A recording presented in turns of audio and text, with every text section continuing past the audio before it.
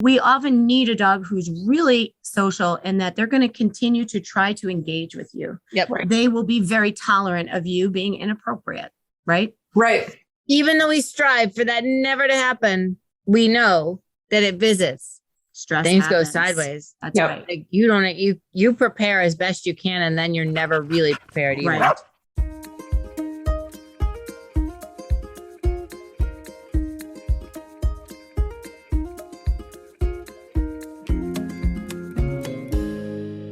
Hey everyone, welcome to another episode of Dog Sense. I'm your host, Kathy Santo, and I'm here in studio. Can we call it a studio? Yes. Yes, I guess. Absolutely. With Stacey Samela, who is one of my trainers at the school. We've been together forever. She has been training dogs with me within my school. Since the little school. I love that we're now calling that the little school. We mean the school in Ramsey before we got the huge school in Waldwick. Yes. And the reason Stacey is doing podcasts with us, not only is she an awesome trainer, but she has a specific talent for working with the therapy dog program. I created a program at the school many years ago. And then when Stacey came on board, I'm like, you can have this. Sorry. Do you mean when Stacey came on board? No, you mean when you nagged me until I finally gave in. That's an episode. It is an episode. I begged her. I wanted to train with her. I'm like, come on, you and me, it'll be great. And now it's you, me, and 48 other people. We should do a timeline episode. That would be fun. And speaking of trainers, Sarah, my co-host, is also here. Hi guys. All the way from Colorado. Amen. And she is running the Kathy Santo Dog Training School out there. So this topic is one that I don't know that a ton of other people have kind of covered within podcasting. So I'm super excited about this. We're going to have a ton of good information, and it's really valuable for any students who are interested in therapy dog work. So I guess we're going to start with, what is therapy dog? And Sarah, let's also loop in, what is therapy dog and what is service dog? Yep. And emotional support. We actually have a beautiful PDF, Sarah, that you made that we should include down in the links. Yep, we will. So people can see that, which is really awesome. All right, so let's go through it. Tell us, Sarah, you start. Okay. Tell us what a service dog is. Okay, so when we're talking about a service dog, it is a dog who is specifically task trained to help mitigate a person's disability, right? So they have to have a specific task that they're performing for you that helps to mitigate a disease, a disability, something like that. So primarily, the service dog is working for you. All right, and tell us what an emotional support dog is. So a lot of times you do need a psychologist's kind of letter for those. The emotional support animal doesn't necessarily need to have any specific training. They're there just to provide comfort in like a physical sense of being there with you. That's why a lot of times if apartment complexes or something like that have a no dogs policy, an emotional support animal can still be allowed into the apartment. For a while, they were allowed on flights. They're starting to crack down on that because things got a little bit crazy. But so the emotional support animal doesn't technically need any training, but you do normally need a letter from your doctor letting people know that they have prescribed this to you. And now, Stacey, tell us what a therapy dog is. Well, therapy dog work has evolved over so many years from just dogs that go visit and sort of bring goodwill and make people smile, to a whole huge world of stuff. There are therapy dogs that just do those therapy dog activities, kind of meet and greet kind of things. Yeah. Then there are dogs that do work to meet specific goal sets like physical therapy, right? Or educational support dogs as well, where we're teaching the dogs different tasks so that we can help kids meet their educational goals. So there's so many facets of it now. Yeah. And when I was in this in the beginning, so what, 2007 or 8, and I was asked by a school who had a demographic of mostly children with autism. Right. I really didn't know what therapy dog was supposed to look like. Like I had a vision in my head of going to hospitals, right? And having sick people, older people, petting dogs. That's what I thought. But when I went to the school, I knew it couldn't be that way. And so what we did was we incorporated the dogs into the children's lessons where, again, like Stacey was saying, physical therapy or turn over 2 flashcards and make them match. That's a fine motor skill, or being able to verbally say something. So I think that the programs can range from traditional, which would be like the reading program, right? Mm-hmm. That too, to whatever the person running your group is. How creative can they be and what the population that they're serving really needs. Mm-hmm. Yeah. And we should probably mention too that when you are dealing with real animal assisted therapy, you're working in conjunction with another professional to actually set goals and measure success, right? Obviously, the dogs are capable of so much beyond what we could ever imagine. But the real challenge is, can we create the goals and then have the dog facilitate that? What would be an example of some of those goals? Like, so that's a really cool aspect of it, is where you'd be working with another professional. So if we were talking about like the children with autism that your program actually works with, what are some of the goals that the dogs are able to help the kids with? Well, one of the things that I did was when it was a PT situation. Okay. Right. The child would give the dog the hand signal for the command, like down, and I'd be behind the child giving the signal to the dog. Same thing with throwing a ball. Right? Could they throw the ball and then I would send the dog, if it will cross a certain line that the person working with the child said it has to go this far. If they did that, then I would release the dog to get the ball. That is so awesome. It was really fun. Talk about the flashcards that you would do. Sometimes, like what Kathy's explaining too, we use the dogs as like a reward system and motivator, right? Okay. We use the dogs a lot with a pick one type of lesson set. So we tell the dogs to go pick a card. We have several cards laid out on the floor, and the dogs go over and put their foot on the card. And then the child can turn over the card, and the applications of lesson plans there are endless. Maybe they have to tell, even if they can't read, it's a picture card. So it's a picture of a pig, and the child has to tell us about pigs. Okay. Where would you find a pig? And what would you do with a pig, right? And now we have to find, perhaps it's a matching game. We're going to send the dog over to pick another one, see if we can find the other pig. It can be as simple as that. Or we can make those cards have different words in them that create a sentence. Right. And we weren't even always part of that. We were, the thought of us coming in with the dogs was the motivator. So their teachers or aides would say, you have to do X, Y, and Z to earn dog time. That's right. There was one boy, and it was at the forum, and he did not speak. The only day he would speak was on dog day. Yep. And his mother would come to the school and ask him what he needed. Like, okay, what do you want for Christmas? Like things like that. And I'm like, hey, he wants a dog. Get him a dog. So then he'll talk to you all day. And she's like, we're really not dog people. I was like, seriously? We're going to make you a dog person. I can make this super easy for you. But so then the kids who were struggling with speaking, they would say the word sit in the best they could. And I, behind them again, would give a signal to the dog. Yeah. So it was amazing. It is an amazing field to be involved in. You just have to make sure that you have the right dog for it. Yes. And let's talk a little bit about the right dog, and then we'll talk about the right kind of person as well. It is a combination thing. I think I've said this a million times to teams over the years. It's not super challenging to find a dog that can be a good therapy dog. And it's not super challenging to find a person that can walk into any facility and just talk to anyone and make it work. But it is super challenging to find the right dog that's paired with the right person. Right. Wow. Right. Wow. That's challenging. It is a team. And I often say people could borrow a dog, or that's right. The dog borrow a person, right? They would be a great team, because we know people who would be amazing. Yes. But their dog has certain challenges. Right. Or dogs that are brilliant and the people, they can't talk to anybody in the supermarket, let alone, Well, and two, I remember the first time I went to a nursing home and my grandparents had both been through it, and you have that emotional thing. And I remember at a visit with my dog sitting at bedside with this woman crying. Yes. And she was consoling me. Yes. That's not how it works. Right? Yes. And she was telling me stories about her dog to cheer me up. So I also had a similar response, but I didn't cry at the first time I went to the school for autism. I saw this beautiful 8-year-old girl who was nonverbal and low functioning. And I went home and I thought, the prom, like the day, like her, it just was so emotional. Things, If you can't make peace with that and focus on delivering an experience that's going to raise these people up, then it's not the right field for you. And you also have to have that wall up, right? That doesn't impact you like that. Because how many times can you do that and come home crushed? You can't. Yeah. This is a good time to mention that people do often come to me and they're like, I want to be, I want my dog to be a therapy dog. I'm like, that's great. Do you want to be a therapy dog handler? Right. Right. Do you realize what it takes out from you? Because 20 years ago, when I started with this, as a lot of therapy dog programs, people were using shelter dogs or any dog to just Right. take into nursing homes. That's a separate category. Or into schools to Right. have kids train them. Yes.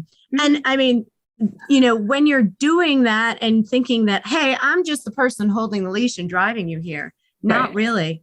You Right. do have to be able to facilitate that conversation and deal with the emotions you're feeling and deal with what the heck could happen Right. with the person you're talking to. There are some times in nursing homes or even in hospitals where people get downright emotional and not just crying. They could actually get angry, right? Right. Yeah. How are you going to find your way through that and also try to work your way through your stuff while you're managing your dog? I think the Yep. ability to multitask is one of the most important skill sets as And a therapy dog And it's handler. interesting to me how many people say, I want to go to hospice. Like, I want to take my dog to hospice. Right. And then I know that's a personal connection. You actually need additional training, That's don't right. you? Yes, you do. You have to get certified in this after you have your therapy dog certification, Right. because it's not what you think. Right. And I think they really screen people as well. Very Like, are carefully. you able to handle this? Right. And therapy dog, I think people think I'm going to take my dog and bring joy to people. And that's a piece of it. But Sure. there's so much underneath it that Mhm. underpins a really good therapy program that if you don't have all the pieces going, and Stacey knows because she runs our program, if you don't have all the pieces going, it can really set you back. And one of the things that's great about our program, one of the first things that I started to implement was come out and watch visits before you Right. even get involved, right? Right. And we should say there are, again, many different places. There are some people that do like a read program. They go Mhm. into the library and kids read to their dog, right? But those people will say to me, Stacey, I love doing this read program, but don't ever ask me to go in a nursing home. Or, Right. some people Yeah. that visit hospitals are like, I am not sitting on a blanket in a library for an hour having kids read to my dog. Don't ever ask me to do that. That's cool. That's okay. Yeah. But being able to figure out what works best for you and your dog, Yeah. that you got to be honest. I think you have to be willing to be very honest with yourself. Yeah. Can you see yourself doing this multiple times a week? Mhm. Can you see training your dog for this purpose too? Yes. Right. Because there is training that is a big part of it. So I think the next thing we have to talk about is what organization certification. This is where we get into the nitty gritty. Yes. What are the programs like? How do they find somebody who's certified? Full disclosure, when I started this back in the day, my dogs were my students and they were off leash, Right. beautifully, brilliantly trained. And we got access to places because of who I was. Right. If I said these are well-trained dogs, they could go in. And they Right. were. And we never, God forbid, knock on wood, thank God, never had an Right. incident. But Right.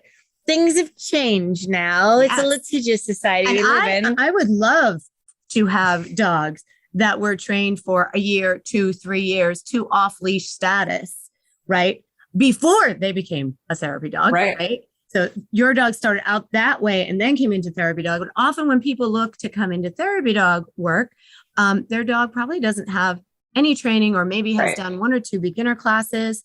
And the dog has never attempted to sit at another building, right? In a hospital setting or sat still for any more than 3 seconds, right?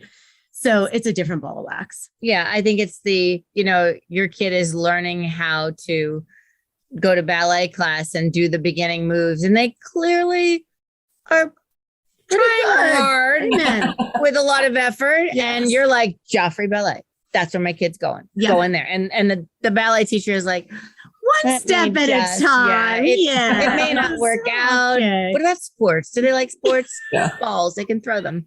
So that's, I think, the position Stacey's in a lot of times. Yeah. And Right. myself too at the school and the other trainers, when somebody says, I want to do therapy dog, and you've just seen their dog lunge at 6 other dogs that walk by, and is submissively urinating when somebody looks at them across Right, the room. right, It's, and it's how to give that message to the person, because really it's about the dog Amen. and the dog's comfort. Right. Like, you want to do this, but he doesn't. It's not fair and it's not going to Yes. work. Amen. So what's the organization that our school, Got it. we're involved in? We follow the Pet Partners protocol. Pet Partners has been around now for 25 years. They started out as Delta Society. Hmm. I've been an evaluator for them for, since the beginning. Yeah. Wow. And there are other organizations, and it's it's important, especially if you don't live in this area, to check out the types of facilities you want to visit and reach out to them. Say to them, what therapy dog organizations do you recognize at your facility? Which one would I have to be registered with to be allowed to come to your facility? Because a lot of people have one specific place in mind. So when you look into it, right, there's Pet Partners, there's Therapy Dogs Incorporated, there's Therapy Dogs International, Bright and Beautiful. Some are local, like just in one area, and some are national. Pet Partners is a national, actually worldwide organization.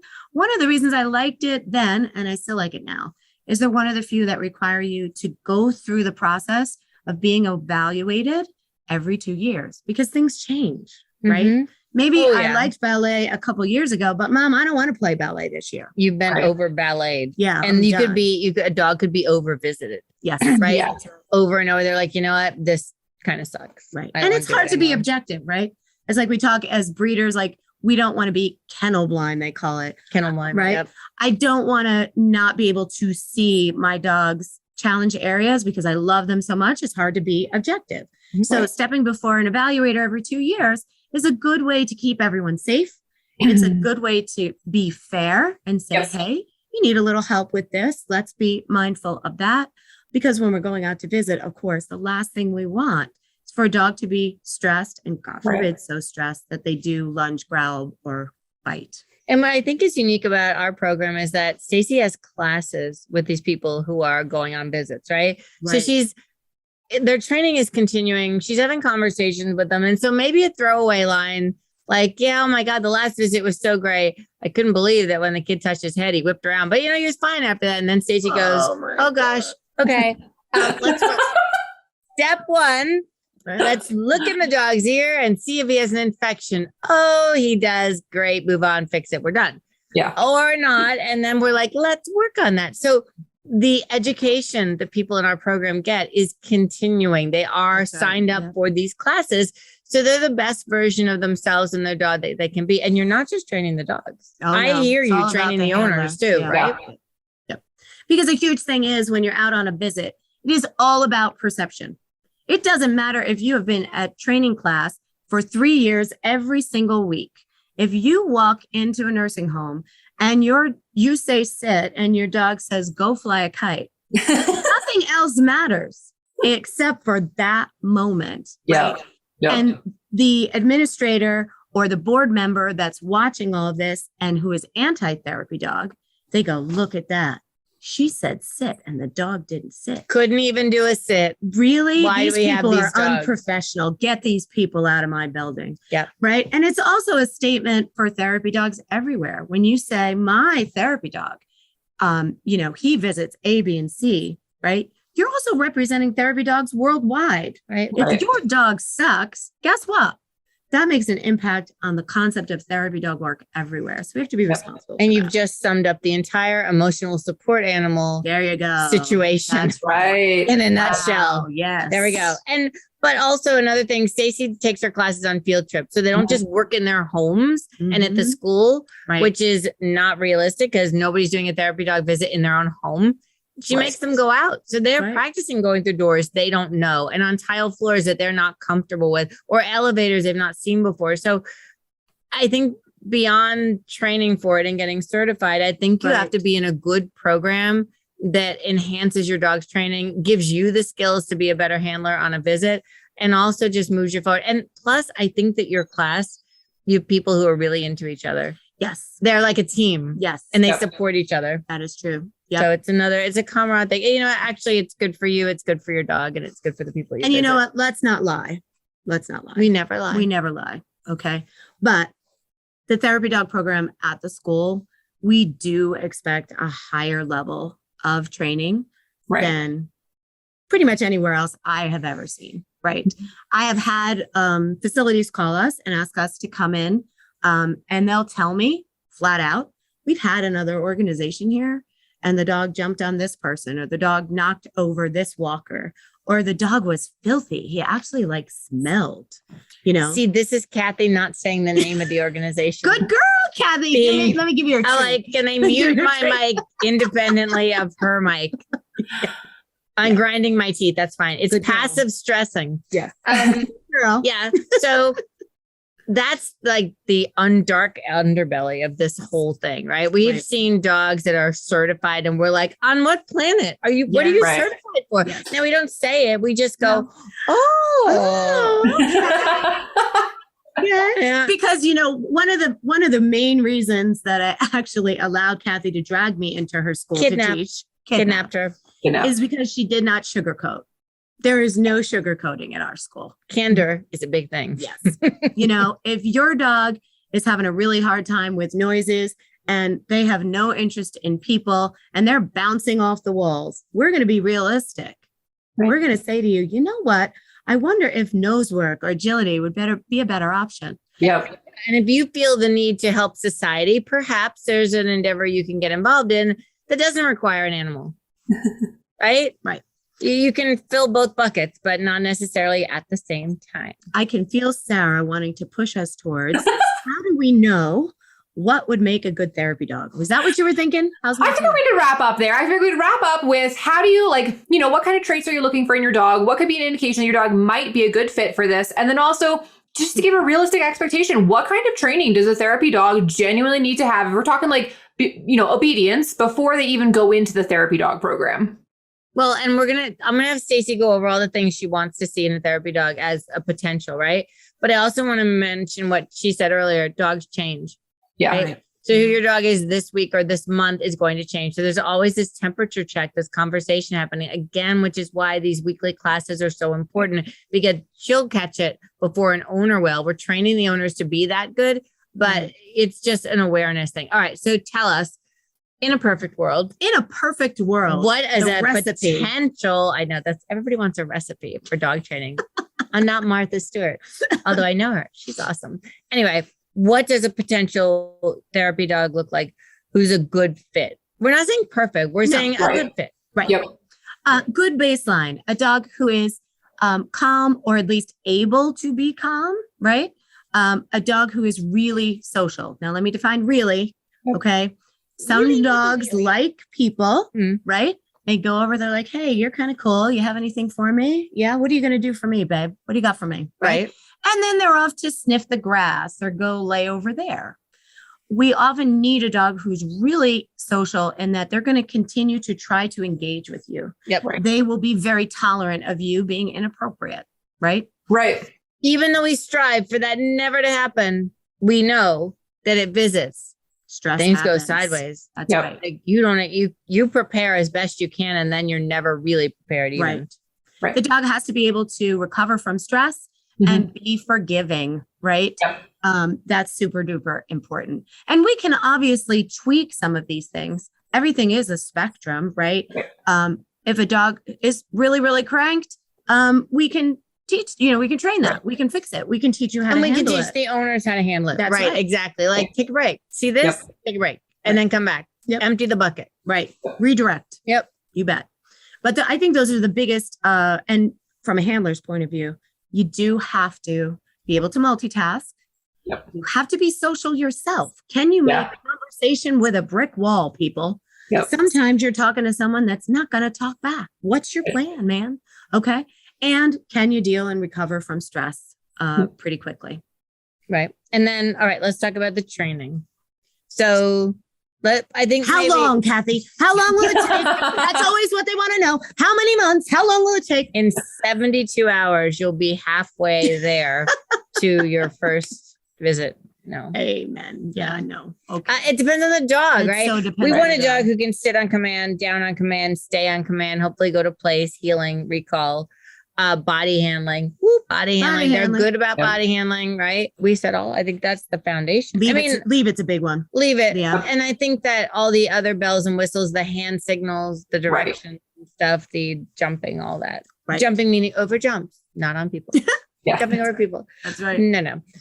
Although I remember a therapy visit I did at that school with the kids. And I put them, they're all sitting on the floor. This is probably not what people in therapy dog work actually do anymore. I'm just going to say that right out the bat.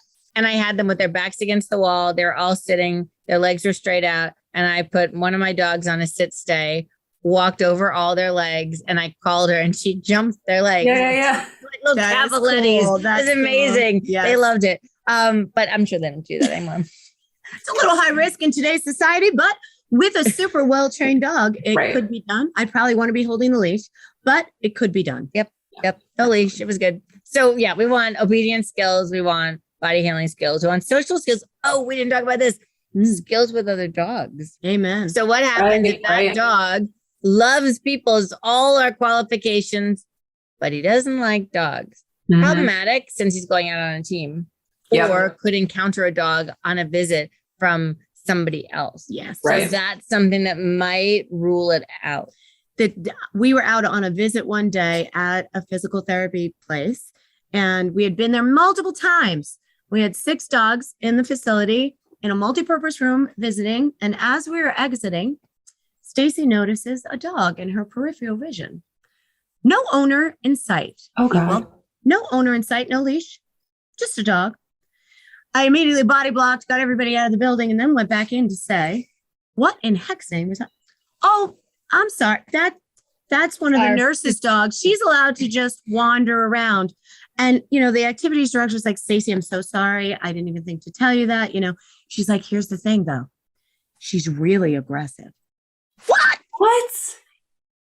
She's real. Like, she does not like other dogs. So I will make sure every time you're coming that she is locked up in the office. And what happened then, Stacey is the one who made sure she told that woman to make sure. Right. There was a phone call the day before. There was Stacey walked in first. There was locked that door. Oh my gosh. You have to, and every experience we have teaches us something else. Sometimes things we never knew we would need to learn. That's right. But yeah, we're learning from it. The owners are learning from it. The dogs are learning from it. And again, we're kind of making it sound scary and stressful. And it is. But it is also very rewarding. I don't think you would work this hard at it if it didn't pay great dividends. I think your greatest visit to me was the Sandy Hook shooting. When you took the dogs there. Ooh, I got the chills there. Thanks, Kath. Yeah. Gonna make her cry. Yeah, that was rough.